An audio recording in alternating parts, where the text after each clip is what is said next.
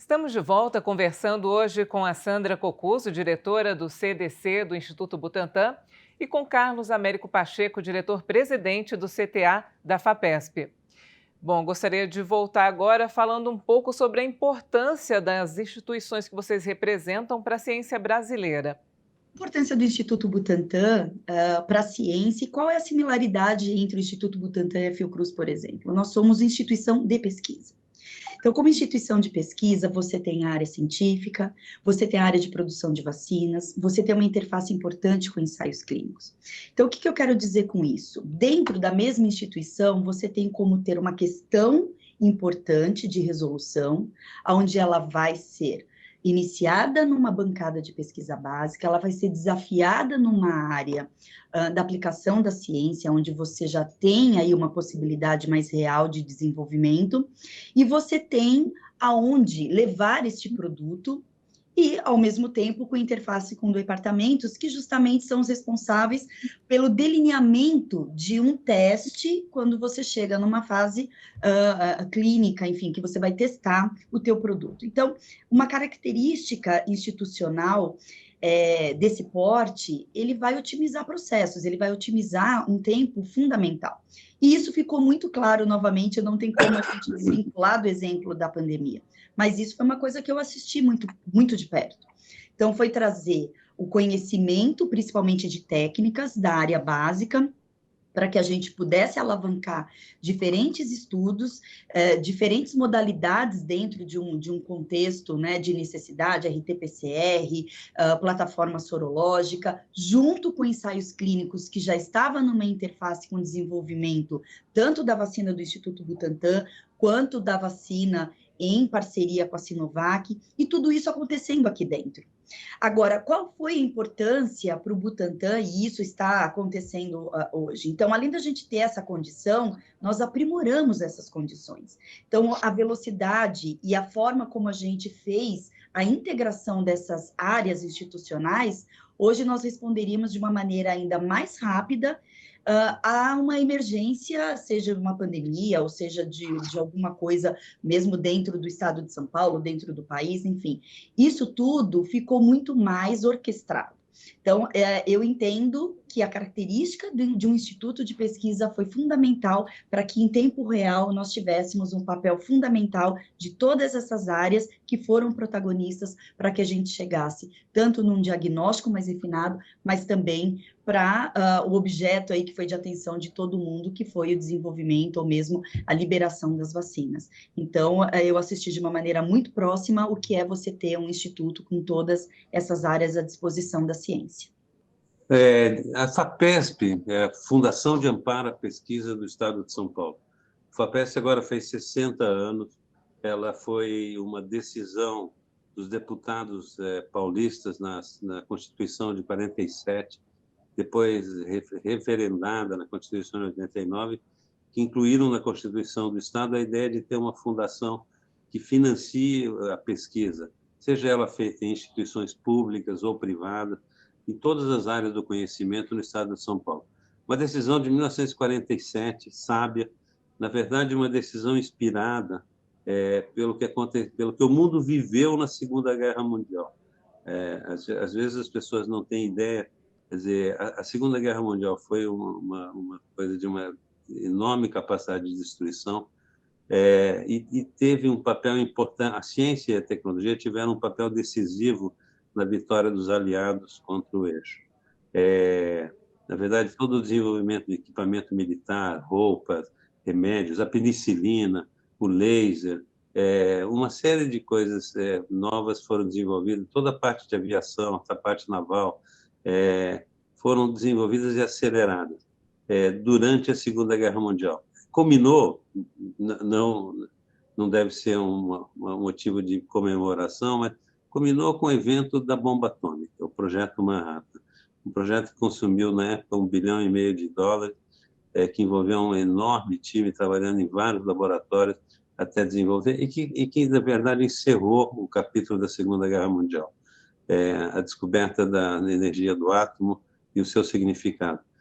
As pessoas dizem o seguinte: a ciência saiu triunfante da Segunda Guerra, ela mostrou o que era capaz de fazer.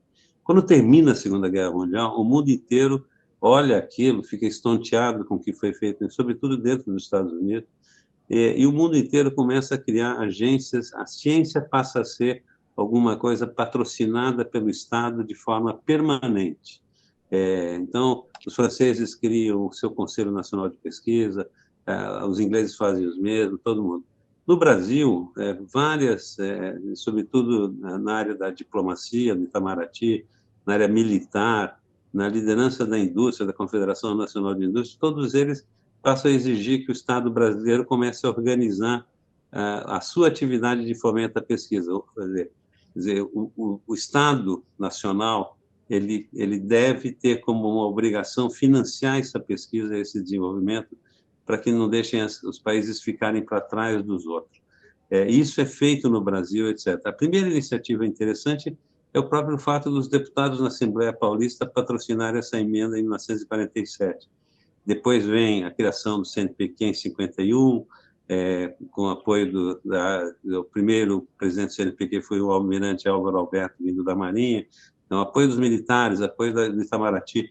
O Itamaraty está vendo o que está acontecendo no mundo e alerta o governo brasileiro, fala, é preciso fazer isso aqui. Então, a FAPESP foi criada para isso, né? A FAPESP é um sucesso, bem avaliada dentro do país, muito bem considerada dentro do Brasil e fora do Brasil também. A FAPESP é uma instituição muito respeitada, basicamente pelo fato dos projetos serem avaliados no mérito com bastante detalhe. Normalmente, a gente tem bons... os pesquisadores gostam de dizer que tem um projeto da FAPESP, porque isso significa, na verdade, que aquilo passou por um crivo de excelência. E nós financiamos projetos de pesquisa em todas as áreas do conhecimento, mas também financiamos um conjunto expressivo de bolsistas. Os nossos projetos, em geral, financiam todo o equipamento que você precisa para realizar um experimento, os insumos, etc., mas financiam também muitos bolsistas que vão trabalhar nisso. São os cientistas novos que vão ser treinados naquelas técnicas, que vão aprender aquilo, que vão fazer seu doutorado no determinado tema, etc. Na verdade, é essa força de trabalho e essa equipe que, no futuro, vai alimentar a evolução do conhecimento em São Paulo. São Paulo é um lugar diferenciado dentro do Brasil, por contar com instituições sólidas, como as universidades paulistas, como o Butantan, como o Instituto Agronômico, mas também por contar por uma instituição como a FAPESP, que não sofre abalos, como muitas agências federais sofrem, de oscilação de orçamento. A FAPESP é relativamente estável, tem uma regra de recebimento de recursos inscrita na Constituição Paulista, e isso permite um horizonte de financiamento que não gera grandes instabilidades, etc., e permite manter uma base de pesquisa pública e privada, que é muito importante para o desenvolvimento de São Paulo.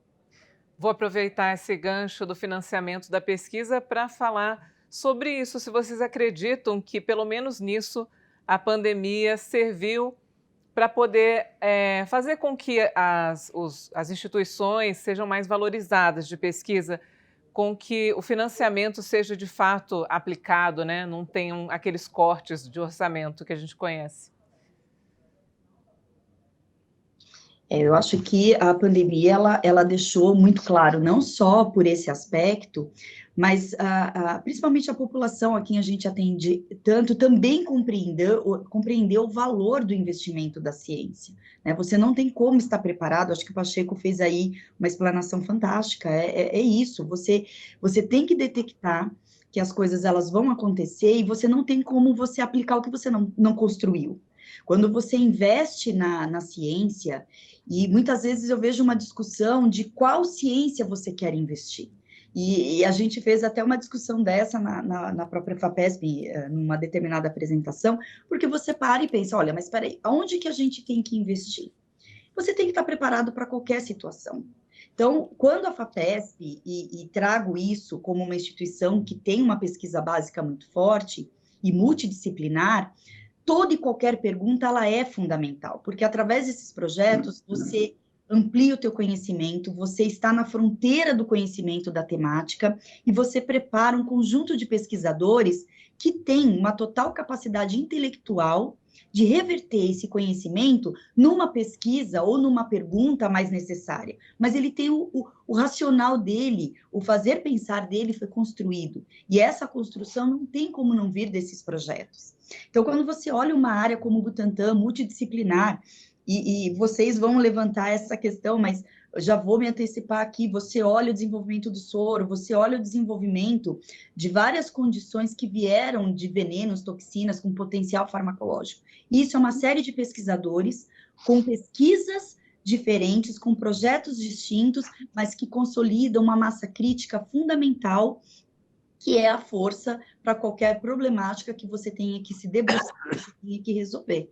E, obviamente, se você não tiver um financiamento pesado, porque você trabalhar num país onde tudo é importado, e você precisa trabalhar em boas práticas para que você tenha uma pesquisa importante de dados sólidos, você tem um investimento importante aí dentro a ser aplicado. E a FAPESP justamente faz essa interface com o corpo científico, e é o passo inicial.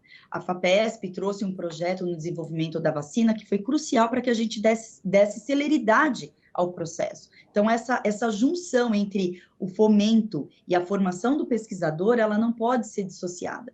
E ela é absolutamente rica porque ela respeita as características do projeto, mas que somando as temáticas, os pesquisadores dentro das temáticas, a gente realmente constrói os dados e um pensamento e um conhecimento muito sólido daquela problemática. Bom, vou deixar a resposta do Pacheco para depois do intervalo, porque a gente volta já com decisões e argumentos.